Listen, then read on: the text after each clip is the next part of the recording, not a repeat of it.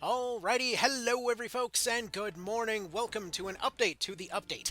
So the Switch update finally dropped this morning, so we finally have it on the Wide Gameboy here, and well, let's go ahead and discuss it a little bit because this thing came with more features than originally advertised. So one of the things that it did mention is that you can repeat the final Dying Breath mission as many times as you'd like. The thing about this mission is that it gave you more experience than any other fight in the game, and it's not even remotely close. So effectively, this would have been perfect for setting up for multiplayer, but up until now, it wasn't repeatable. Additionally, there's one more little thingy, because there's a Amalia that suddenly popped up over there. What's the deal with that? Long story short, Amalia's ghost is basically around frickin' everywhere now, but this initially starts off with a single rematch from the arena, essentially the final fight of the standard arena with possessed Amalia. Now, in that particular fight, she came in solo, and in the first one of these fights, she also comes in solo. This is actually yet another kind of a booster pack of sorts to get you started with multiplayer type of stuff, with 6 fights appearing all over the place, and we'll get into these locations in just a moment. But for those wondering, first of all, can you just cheese her with a rogue? No, you can't. It's not going to work this time around. You can get that technical win.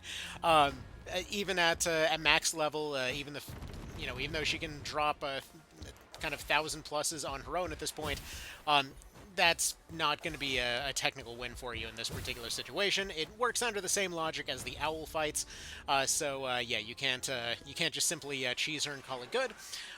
This initial fight was very simple to cheese with just casters as well as blindness, so that's an option. One thing to mention that they added as far as the UI, notice whenever an item activates an effect, it actually mentions that that item is doing that particular effect. It actually shows you its icon during the battle itself, which is pretty handy for going and figuring out kind of what was causing what to happen, so to speak. So that's pretty handy. We'll get into more on that in just a moment because they actually added a lot of UI features, including telling you what support somebody has, what kind of unit somebody is. They added a lot of little things all over the place. So at this point, 5 more fights appear all over the world, with teams min-maxed for their particular regions. And additionally, these are currently the 5 hardest fights in the game. Yes, it seems like they're working on putting together New Game Plus one piece at a time. Additionally, I don't know if this is actually completely accurate, but they seem to be exclusively using equipment that you can get in that particular region. I could be wrong on this, but it certainly looks that way to me. Let me know if I'm wrong, if anybody's actually gone and cross-checked all of that, but they do, again, seem to be using specifically stuff from that region, not only classes from that region. So that being said, the rewards are as follows. So the one in Cornea is located right nearby the walled city. That'll give you 10 dues of illusion. The one in Drakenhold that you're looking at right now is going to give you 2,000 Coliseum coins. The one in Elfheim will give you 5 Fevrite. Which, by the way, the one in Elfheim is located right in front of the tree, as you'd kind of expect. Bistorius. Bistorius is actually a little bit of a harder one to find. It's going to give you 5-star Ion, but it's located in the northwest of the map. You got to kind of go south a little bit from the most northwest town. You kind of got to hook around the mountain there, which you'll see the location in just a moment, but either way, a little bit of a trickier one to find, but just look for the red dot on your map, and you'll find them there. That'll give you that 5-star Ion. And then Albion is the one that's hanging out in the middle of the gigantic bridge in, Albion, of course, being extremely inconvenient to anybody that wants to pass by. And they're going to give you 10 Idealist hand mirrors, so for those that were wanting more hand mirrors in the post-game, there you go. So we'll see if at some point they allow you to carry stuff backwards, but as of note, again, 6-member teams that you're fighting, which is not something that we've seen up to this point. So we'll see what that all translates to. This doesn't mean that you get 6-member teams, but they certainly come in with the ability to thoroughly whoop your ass, so there's that. Yeah, they come in with a lot of advantages. They're very well built, seemingly min-maxed with dues and everything, so either way, good times. Very thoroughly kind of cheesed out teams here, which you'll love to see. Now, that being said, again, pay attention to the UI here, where whenever items are activating, they are giving you their new icons, and it's just in general, there's been a lot of little improvements to the UI in terms of readability, just being able to tell what units are able to do what exactly. Especially when it comes to supports and such, it's just a lot easier to sift through the menu now, as well as sort your units around. Apparently, there's a way to swap your like where certain units are located in your 10-party list. When I'm referring to units, I mean the parties in general. Supposedly, that's where you can swap them around. There's a command to swap it around, but it wasn't working for me, and I'm not really sure why.